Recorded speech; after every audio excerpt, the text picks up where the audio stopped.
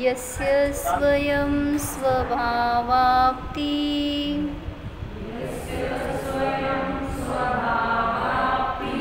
रभावे कृत्स्नकर्मणः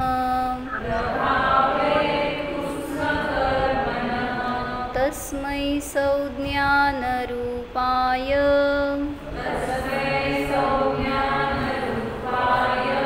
नमोस्तु परमात्मने। जय बोलो पूज्यपाद आचार्य भगवान की जय।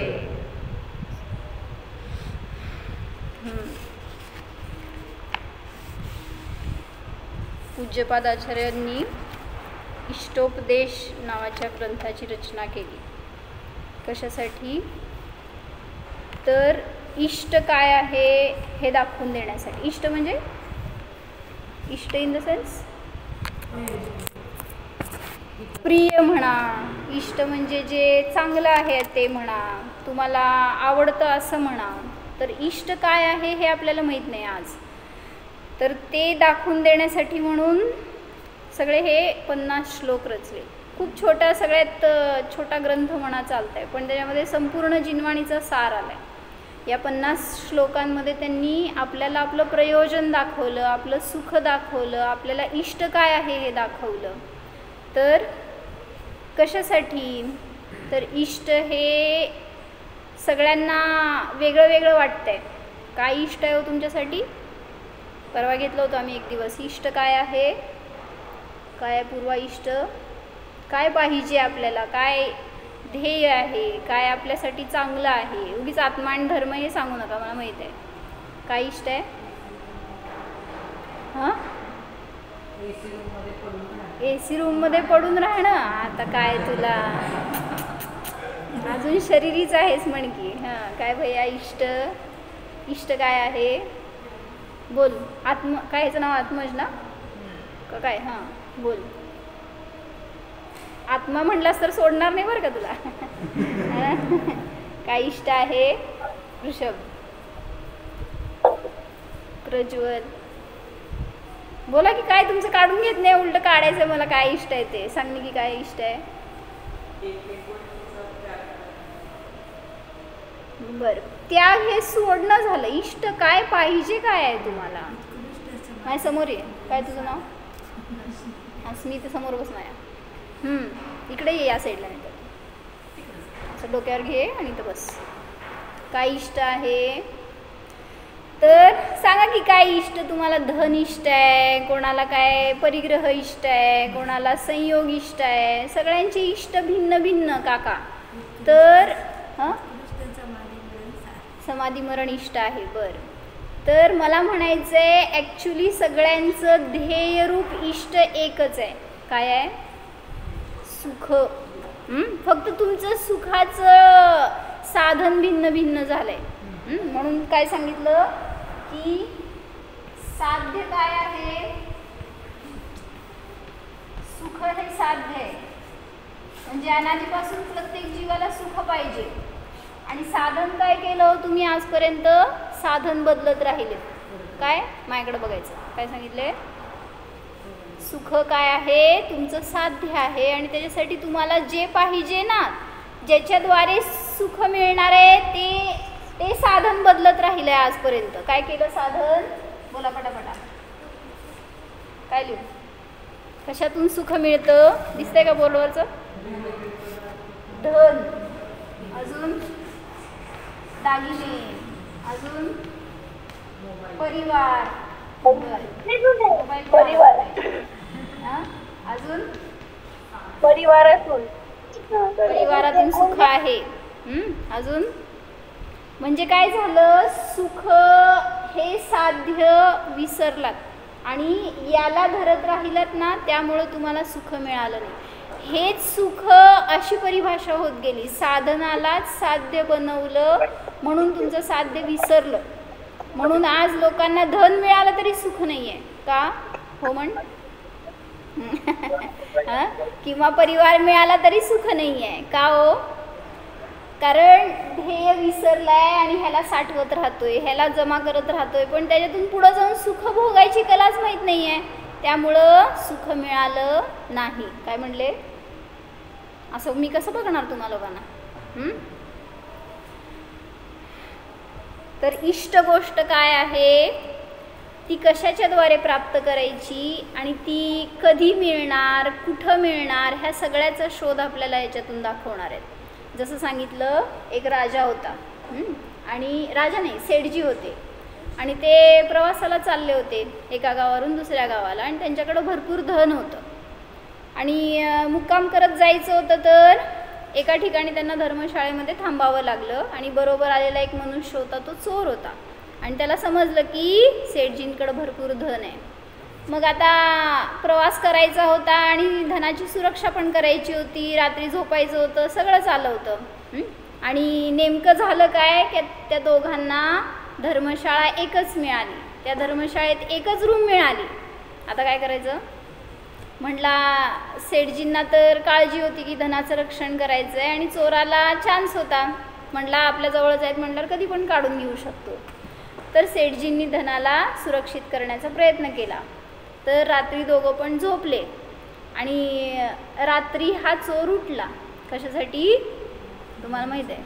आणि तो सगळं सामान पालतं घातलं सेठजींचं, पण कशात धनच मिळेना. का नव्हतं? तर सेठजी हुशार होते. काय केलं? सकाळ झाली तर रात्रभर त्यांनी सगळं सामान शोधलं, पण त्याला धन कशातच मिळालं नाही.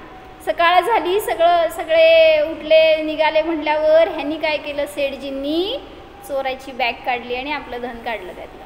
कुठे ठेवलं होतं? का? चोर स्वतःचं सोडेल आणि सगळं शोधेल हे माहिती आहे सेठजींना. तो चोर कोण? सेठजी कोण? आणि शोध कशाचा? म्हणजे जी गोष्ट आपल्याजवळ आहे ती आपण बघतच नाही आणि सगळं शोधायला जातो बाहेर. म्हणून आजपर्यंत मिळालं नाही सुख आपल्याला. म्हणून हे सुख या कशातही नाही आहे, म्हणून तुम्हाला आजपर्यंत मिळालं नाही. मग त्या चुकीच्या साधनांचा शोध घेऊन त्याचा आधार घेऊन तुम्हाला खरं सुख कधीही मिळणार नाही, हे सांगताय तिथं पूज्यपाद आचार्य. तर इष्ट अजून एकदा म्हणायचा श्लोक. यस्य स्वयं स्वभावाप्ती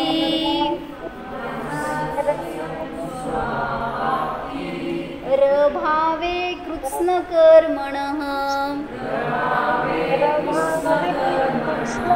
तस्मै संज्ञान रूपाय नमोस्तु परमात्मने.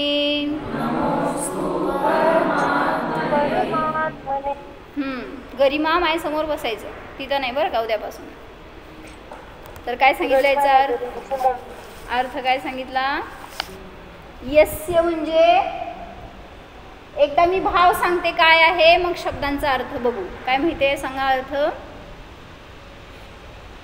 परमात्म्याला नमस्कार केलाय, एवढं तर समजतंय. नमोस्तु परमात्मने. कोणाला नमस्कार आहे? परमात्म्याला. किती प्रकारचे आत्मे आहेत माहिती आहेत? पूर्वा बोल. किती प्रकारचे आत्मे? 3 प्रकारचे आत्मे आहेत. लिहा. अंतरात्मा, बहिरात्मा, परमात्मा. हां बरोबर. कुठे आहे वही पेन? निश्चय भैया. परमात्मा, बहिरात्मा. लिहा. ऋषभ तिथं वयात घे. गठ्ठा आहे बघे. परमात्मा, बहिरात्मा. पहिल्यांदा बहिरात्मा, मग अंतरात्मा. बरोबर. काय 3 सांग? बहिरात्मा, अंतरात्मा आणि म्हणा की. पहिला सांगितला बहिरात्मा.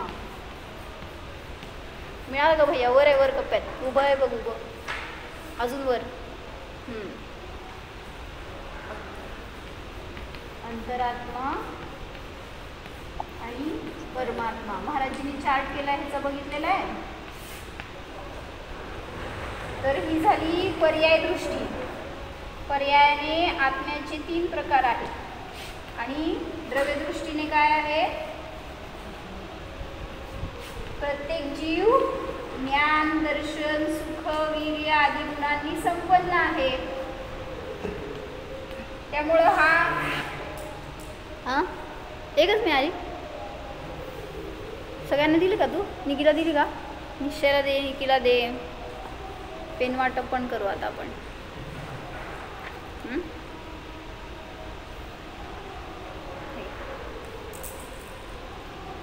घेतली का वही तू? नाही घेतली का? संपले का वया? दे ना, सगळ्यांना दे ना.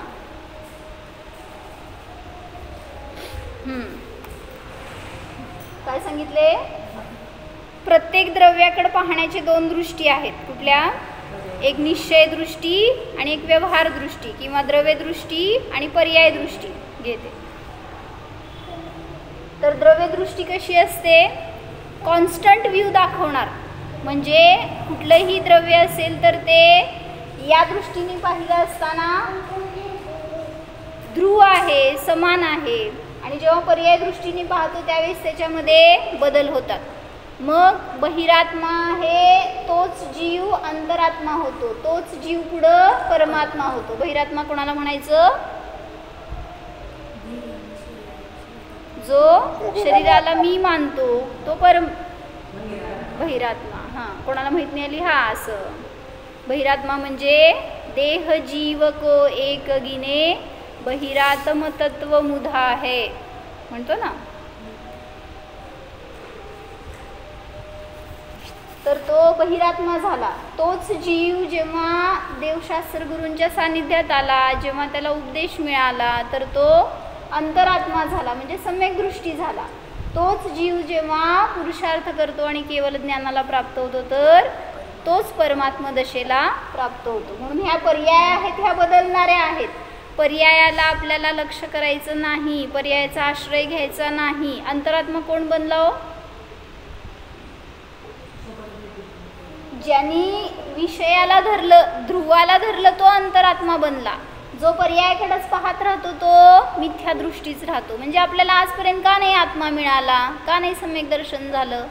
त्यांना झालं आदिनाथ भगवंतांना, मला का नाही झालं?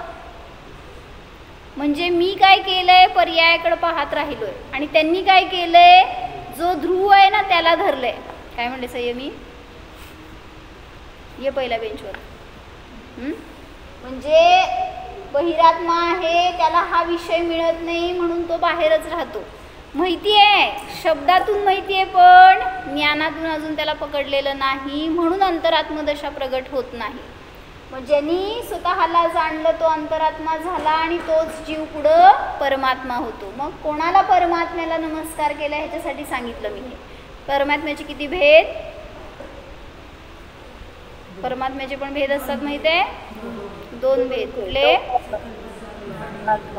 लिहा. सकल परमात्मा आणि निकल परमात्मा.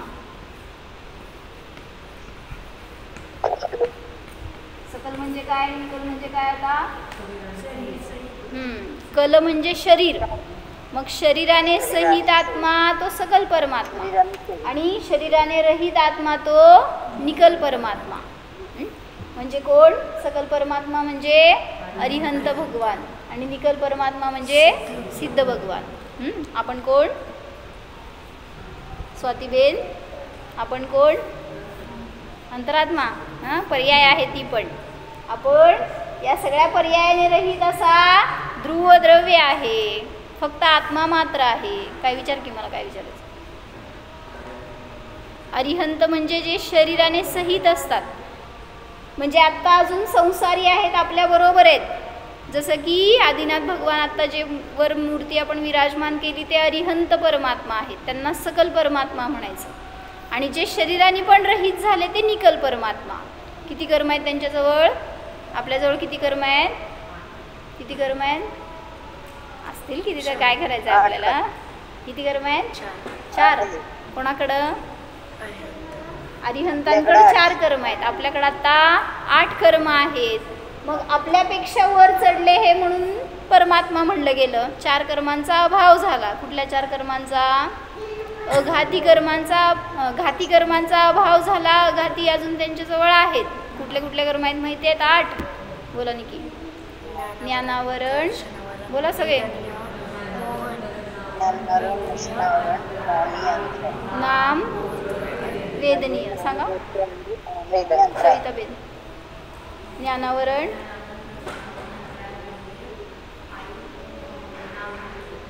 आणि वेदनीय. तर हे 8 कर्म आहेत. सांग निश्चय. प्रश्नचिन्ह दिसायला मला चेहऱ्यावर. माझ्याकडे कुठलेच कर्म नाहीत म्हणून काहीतरी नवीन ऐकायला सगळं वाटायला हो ना. याच्यापेक्षा भारी भारी कर्म आहेत आपल्याजवळ. कुठले बोला निकी. मोहनीय, अंतराय, आयु, नाम, गोत्र आणि वेदनीय. तर हे 4 अघाती कर्म आहेत आणि 4 घाती कर्म आहेत. घाती कर्मांचा नाश केला तर सकल परमात्मा पद मिळालं. आणि जेव्हा त्या अरिहंतांनी पुन्हा स्थिर राहिले स्वभावामध्ये, त्यांचं आयुकर्म संपलं, तर सगळ्या 8ही कर्मांचा नाश करून ते सिद्ध झाले. त्यांनाच म्हणायचं निकल परमात्मा. मग इथं कोणाला नमस्कार केलाय? नमोस्तु परमात्मने म्हणलं ना. तर ज्यांनी कृत्स्न म्हणजे संपूर्ण शब्द आहे ना, तो काय म्हणायचं म्हणा? कृष्ण नाही आहे तो. कृत त आहे ना मध्ये, त्या तचा उच्चार यायला पाहिजे म्हणा. जीभ गुंडाळू नका. कृत्स्न म्हणताना त्या तला सोडायचं नाही. कृष्णचा अर्थ वेगळा आणि कृत्स्नचा अर्थ वेगळा होतो. कृत्स्न म्हणजे संपूर्ण. ज्यांनी स्वभावाला प्राप्त केला असताना कृत्स्न म्हणजे संपूर्ण कर्मांचा अभाव झाला त्यांच्या. तस्मै संज्ञान रूपाय, त्या सम्यक ज्ञान रूप असणाऱ्या परमात्म्याला माझा नमस्कार असो. सगळ्या शब्दांचे अर्थ समजले? परत एकदा. ज्यांनी स्वयं स्वभावाला आप्ती आहे ना शब्द, आप्ती म्हणजे प्राप्ती, ओळखीचा आहे शब्द. प्राप्ती म्हणजे समजतंय, प्राप्त करणं. ज्यांनी स्वयं स्वभावाला प्राप्त केलं असताना संपूर्ण कर्मांचा अभाव झाला, म्हणजे निगेटिव्ह भाषा नाही करायची, पॉझिटिव्ह भाषा करायची. कर्मांचा अभाव झाल्यावर आत्म्याला प्राप्त केला असं नाही. काय केलं? आत्म्याला प्राप्त केलं असताना कर्मांचा अभाव होतो. आपण उलट करायला जातो ना. पाप संपवायचंय, दुःख संपवायचंय, कर्म संपवायचे. काय करायचं त्याला? कसं संपवायचं? संकट कसं संपवायचं?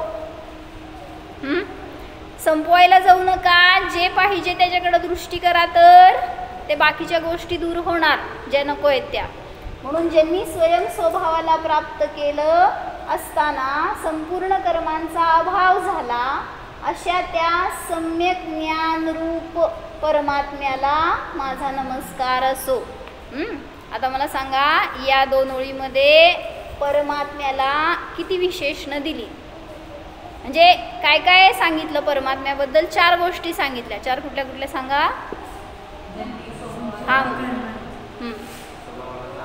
स्वभावाला प्राप्त केलेला आहे, संपूर्ण कर्मांचा, बोला की सगळे चालते की, अभाव केला आहे, जे सम्यक ज्ञान रूप आहेत आणि जे परमात्मा आहेत. अशी 4 विशेषणं त्यांचीच सांगितली. काय काय म्हणा? जे परमात्मा आहे, जे सम्यक ज्ञान रूप आहे, ज्यांनी स्वयं स्वभावाला प्राप्त केलेला आहे आणि ज्यांच्या संपूर्ण कर्मांचा अभाव झाला आहे, अशा त्यांनाच मी नमस्कार करतोय. तेच पूज्य आहेत माझ्यासाठी. ते सोडून अन्य कोणीही पूज्य नाही आहेत. म्हणून 3 विशेषणं सांगतो ना. वितरागी भगवंत, काय खरे देवांची 3 विशेषणं कुठली? जे सर्वज्ञ, वितराग आणि हितोपदेशी असतात, तेच खरे देव असतात. काय काय पूर्वा? हां, मग हे लक्षणं ह्यांच्यात कुठं जातात का नाही जात? जातात. कारण परमात्मा जे आहेत ते सर्वज्ञ आहेत, ते हितोपदेशी आहेत आणि ते वितरागी आहेत. त्यामुळं तेच माझ्यासाठी खरे देव आहेत. त्यांना माझा नमस्कार असो. म्हणून इथं त्यांनी नमस्कार केला आहे. तर मला थोडंसं पूज्यपाद आचार्यांबद्दल सांगायचं होतं. ज्यांनी या ग्रंथाची रचना केली, तर त्यांच्याबद्दल फार चांगलं इतिहास सांगितला आहे त्यांनी. म्हणजे आपल्याला माहीत नाही अशा गोष्टी त्यातून समजल्या.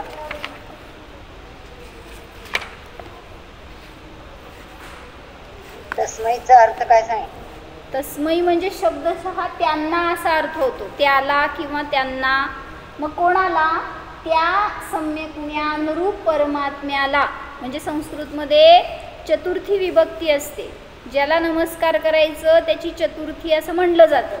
मग कोणाला नमस्कार आहे? परमात्म्याला, सम्यक ज्ञान रूपाला. मग हे सगळे चतुर्थी आहेत. परमात्मने, रूपाय, तस्मै, हे सगळे चतुर्थी विभक्ती आहेत. त्यांना नमस्कार म्हणून ते सगळे विभक्ती एकत्र केलेत. संस्कृत कोणाला होतं? होतं ना? नाही नाही, संस्कृत होतं. आता काय कशाला शाळेत घालतात असल्या. बरं, तर ज्याला नमस्कार करायचं असतं त्याची चतुर्थी असते एवढं सांगितलं. म्हणून तस्मैचा अर्थ पण त्याला, त्यांना असा अर्थ होतो. मग कोणाला? तर सगळ्या एकत्र घेऊन त्याचा अर्थ लावायचा. म्हणजे काय कळलं का? शब्दशः कसा आहे माहिती का? त्याला, सम्यक ज्ञान रूपाला, परमात्म्याला नमस्कार. मग तुम्ही मराठीमध्ये पण करताना सगळ्याची विभक्ती एकत्र काढून शेवटीचीच लावता. त्या सम्यक ज्ञान रूप परमात्म्याला माझा नमस्कार असो. म्हणा अजून एकदा आता शुद्ध तुम्ही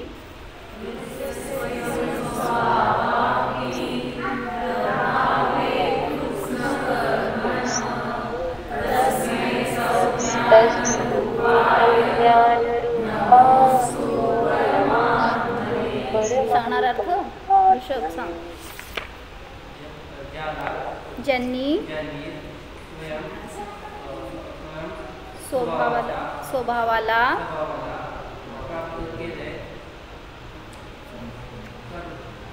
कृत्स्न म्हणजे लिहा. कृत्स्न म्हणजे काय सांगितले मी अर्थ? संपूर्ण. कृत्स्नचा अर्थ संपूर्ण आहे. ज्यांनी संपूर्ण, बरोबर आहेत की शब्द जसे आहेत तसे. त्या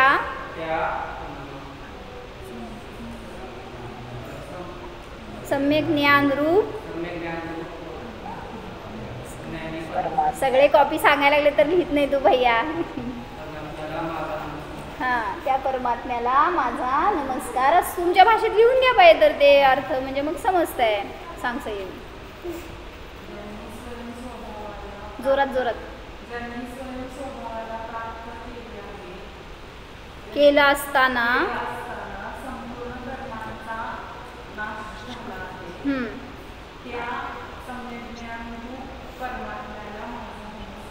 हां, तर व्यवहाराने त्या परमात्म्यांना नमस्कार केला. निश्चयाने कोणाला?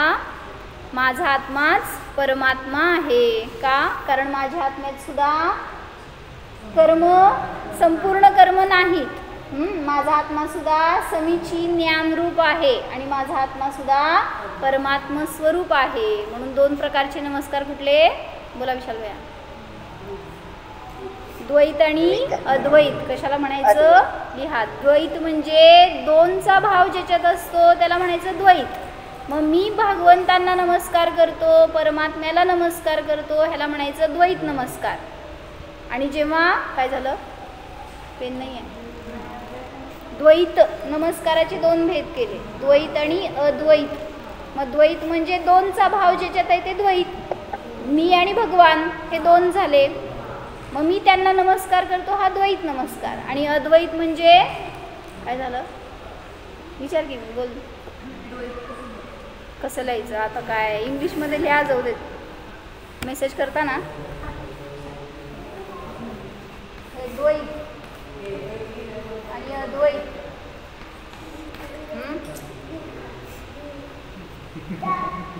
तर द्वैत म्हणजे दोनचा भाव आहे त्याला द्वैत म्हणलं. आणि अद्वैत म्हणजे जिथं मीच पूज्य आहे, मीच पूजक आहे, मीच वंदे, मीच वंदक आहे, असं जेव्हा एकाच ठिकाणी नमस्कार केला गेलाय आणि करणारा पण मीच आहे, ज्याला केलं ते पण मीच आहे, असं जिथं भाव आहे तिथं अद्वैत नमस्कार म्हणला जातो. म्हणून तिथं दोनपणा. अद्वैत नमस्कार म्हणजे शुद्धात्मानुभव, आत्म्याचं स्वीकार, तोच खरा नमस्कार म्हणला जातो. बरं, काय सांगत होते मी? पूज्यपाद आचार्यांविषयी थोडंसं ह्याच्यात वाचायला मिळालं, ते वाचते. आचार्य पूज्यपाद कौन थे? उनके माता पिता का नाम क्या था?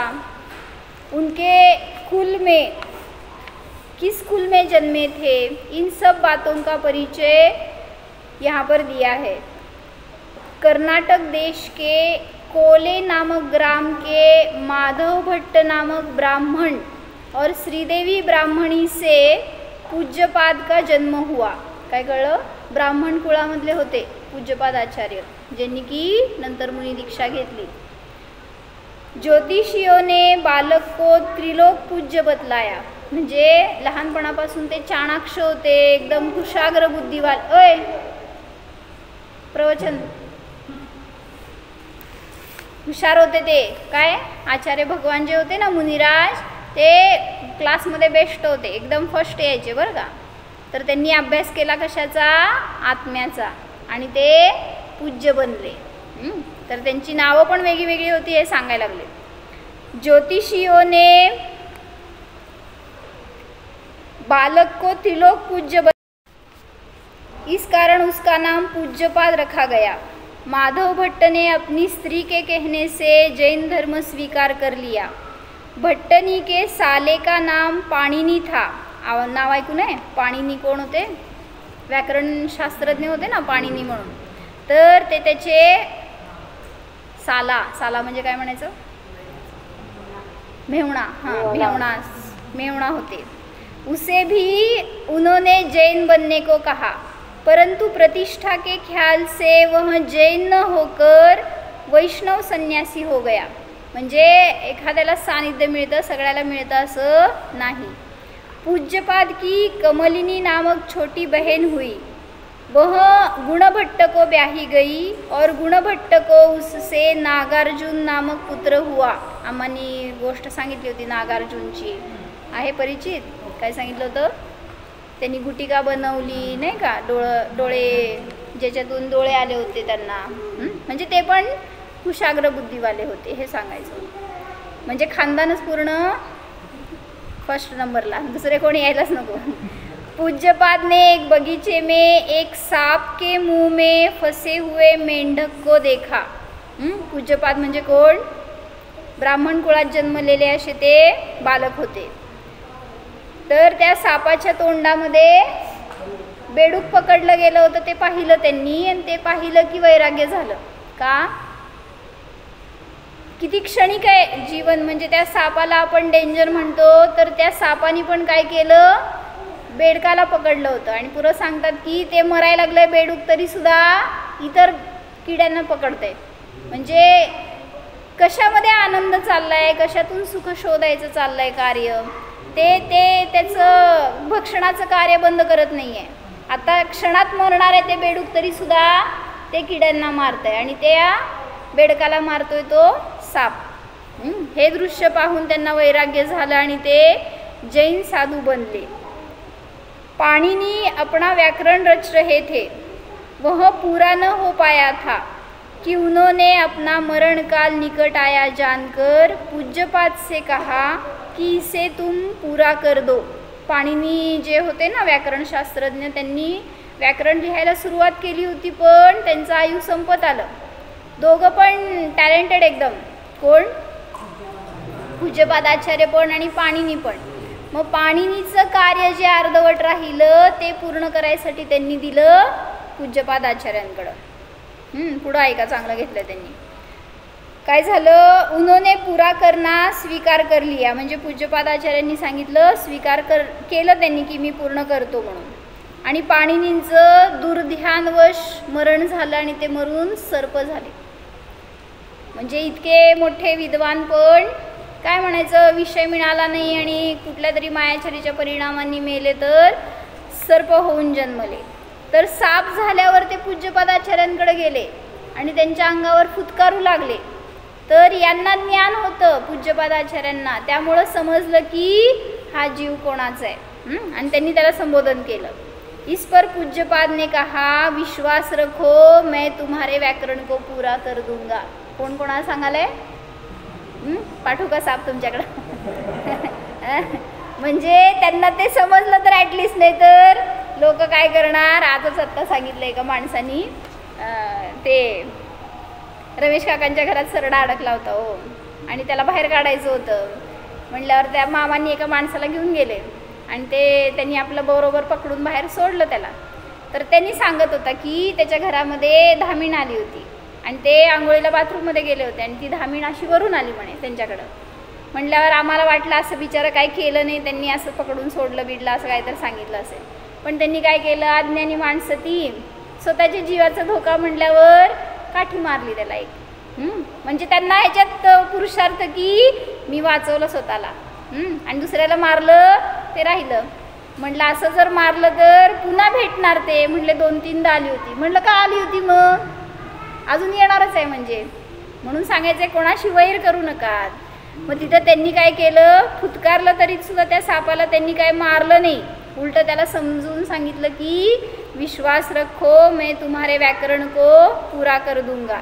इसके बाद उन्होंने पाणिनि व्याकरण को पूरा कर दिया. इसके पहले वे जैनेन्द्र व्याकरण, वैदिक शास्त्र के, ज्योतिष के कई ग्रंथ रच चुके थे. नागार्जुन जो होता ना, कोण होता, नाही बहिणीचा मुलगा, पाणिनी कोण होता, साला होता, आणि हा नागार्जुन म्हणजे बहिणीचा मुलगा होता. पूज्यपाद त्यांच्या बहिणीचा मुलगा होता. तर तो दरिद्री झाला. पूज्यपाद ने उन्हें एक मंत्र दिया, सिद्ध करने की विधि बतला दी. उसके प्रभाव से नागार्जुन के निकट सिद्धि प्रगट होकर एक वनस्पती दिली त्या सिद्धीने त्यांना. म्हणजे काय म्हणायचं, एक गुटी दिल्यासारखं असं म्हणा. तर त्याच्याद्वारे काय केलं त्यांनी, नागार्जुन जब पर्वतों को सुवर्णमय बनाने लगा तब धर्मेंद्र पद्मावती ने उसे रोका और जिनालय बनाने को कहा. तदनुसार उसने एक जिनालय बनवाया और पार्श्वनाथ की प्रतिमा स्थापन की. ह्याच्या पुढं जाऊन म्हणजे त्यांच्याकडनं झालेले कार्य अनेक सांगितलेत. त्यात पुढं जाऊन त्यांनी सांगितलं की त्यांना एक अशी विद्या किंवा असं मंत्र प्राप्त झालं होतं, कोणाला, पूज्यपादांना, की त्यांच्याकडे एक लेप होता म्हणे. आणि त्या काकी पूज्यपादांकडं एक लेप होता असा काय त्यांना प्राप्त झालेला, की ते पायाला लावले तर गमन करून जाऊ शकायचे आकाशातून. पूज्यपाद पैरों में गगनगामी लेप लगाकर विदेह क्षेत्र को जाया करते थे. तुम्हाला फक्त कुंदकुंदाचार्यांचं माहिती आहे ना ऐकून. कुंदकुंदाचार्य एकदा गेले होते, हे पूज्यपादाचार्य सारखं जायचे म्हणे, कारण त्यांना पायाला लावायचं काय, विमान जवळच आहे म्हटल्यावर कधी पण जावा. तसं त्यांच्याकडं ते लेप जवळ होतं तर ते लावणार आणि सारखं जाणार, असं उल्लेख आहे बरं का. किती खरं माहीत नाही आपल्याला त्यातलं. उस समय उनके शिष्य वज्रनंदी ने अपने साथियों से झगड़ा करके द्रविड़ संघ की स्थापना की. नागार्जुन अनेक मंत्र तंत्र तथा रसादी सिद्ध करके बहुत ही प्रसिद्ध हो गया. एक बार 2 सुंदरी स्त्रियां आई जो गाने नाचने में कुशल थी. नागार्जुन उन पर मोहित हो गया. वे वहीं रहने लगी और कुछ समय बाद ही उसकी रसगुटिका लेकर चलती बनी. पूज्यपाद मुनि बहुत समय तक योगाभ्यास करते रहे. फिर एक देव विमान में बैठकर उन्होंने अनेक तीर्थों की यात्रा की. मार्ग में एक जगह उनकी दृष्टी नष्ट हो गई थी. ऐकून असेल असं, ज्याच्यामध्ये त्यांनी शांती भक्तीची रचना केली ना, तर त्याची रचना करत असताना त्यांची दृष्टी परत आली. सो उन्होंने एक शांत्यष्टक बनाकर ज्यों की त्यों रख कर ली. इसके बाद उन्होंने अपने ग्राम में आकर समाधीपूर्वक मरण किया. म्हणजे त्यांची दृष्टी गेलेली ती पण परत आली. जेव्हा कशाने परत आली, औषधं घेतल्याने नाही. ती जी भक्ती त्यांनी केली ना, कुठलीही भक्ती करा तर त्याच्यामध्ये परिणामांची विशुद्धी अशी होत असते, त्याच्या निमित्तात पापाचा नाश होतो आणि मग शरीरातले रोग असे सहज दूर होतात. म्हणून सांगितलं की त्यांच्या पण डोळ्याची दृष्टी गेली होती तर ती परत आली. असं त्यांचं अनेक प्रकारांनी वर्णन करून सांगितलं. त्यांचं काय चरित्र होतं, कसे होते ते पूज्यपादाचार्य. त्यांच्याकडून अनेक रचना केल्या गेल्यात, ज्याच्यामध्ये की त्यांची नावं पण वेगळी दिली आहेत. आणि त्यांनी एक श्लोक असा रचला आहे त्यांच्याविषयी. कोण, ज्ञानार्णवमध्ये शुभचंद्र आचार्यांनी. अपाकुर्वन्ति यद्वाचः काय वाक् चित्त संभवम कलंकमंगिनाम सोयम देवनंदी नमस्यते. म्हणजे काय म्हटलं, जिनकी शास्त्र पद्धति प्राणियों के शरीर वचन और चित्त के सभी प्रकार के मल को दूर करने में समर्थ है, उन देवनंदी आचार्य को मैं नमस्कार करता हूँ. देवनंदी सुद्धा यांचंच नाव होतं. परत म्हणले अजून एक नाव होतं काहीतरी कुशल बुद्धी का काहीतरी असं नाव, अजून एक नाव दिलं आहे देवनंदी पूज्यपाद आणि अजून एक कुशल बुद्धी का काहीतरी असंच नाव आहे. तर अशी नावं त्यांच्या वेगवेगळ्या प्रसंगावरून दिली गेली.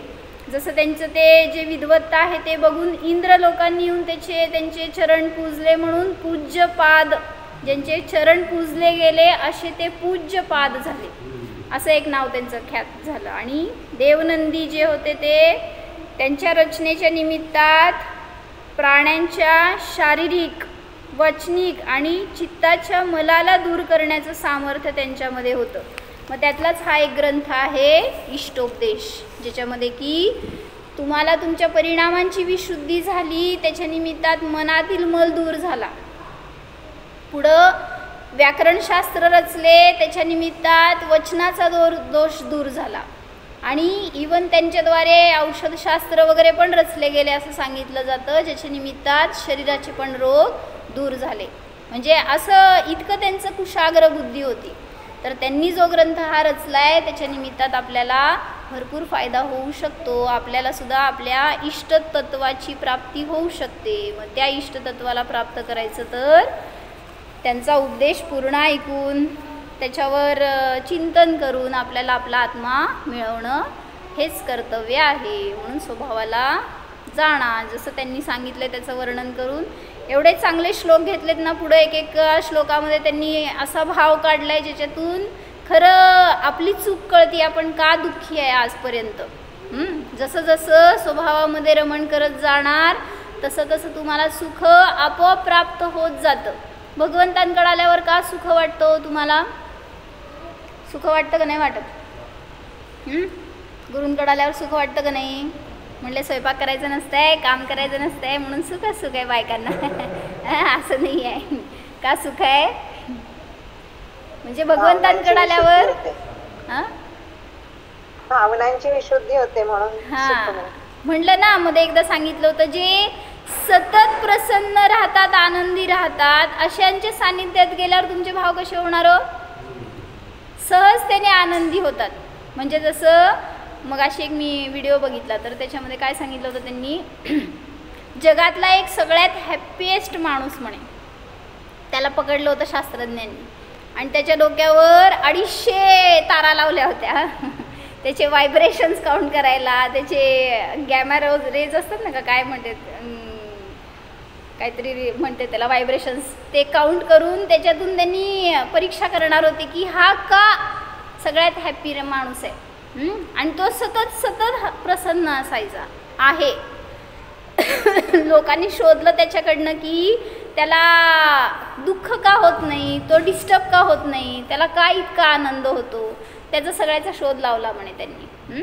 आणि मग ते त्यांना कळालं की त्यांनी आंतरिक सुखाला प्राप्त झालाय. हे त्यांनी त्या तारा लावून समजलं त्यांना. आम्हाला बिना तारांचं समज, विदाऊट केबल आम्ही सगळं जाणू शकतो. म्हणून आपल्याला जर सुख भोगायचं तर आपलं कनेक्शन आत करा आणि त्या आत्म्याला धरा, तर आपण पण आनंदी जगू शकतो.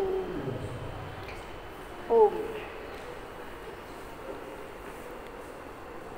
जाणा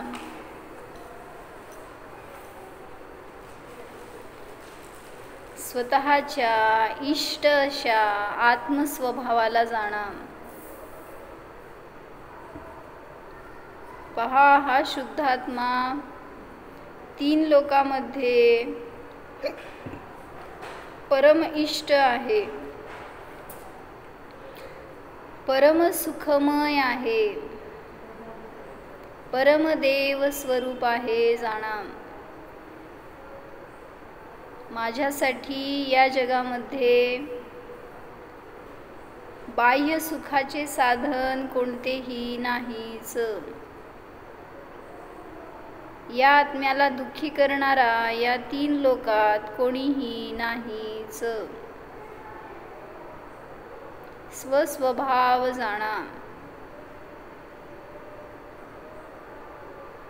अतींद्रिय स्वरूपोऽहम् आनंद घन स्वरूपोऽहम्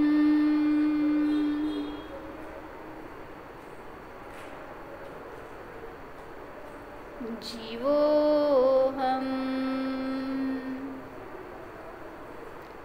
ओम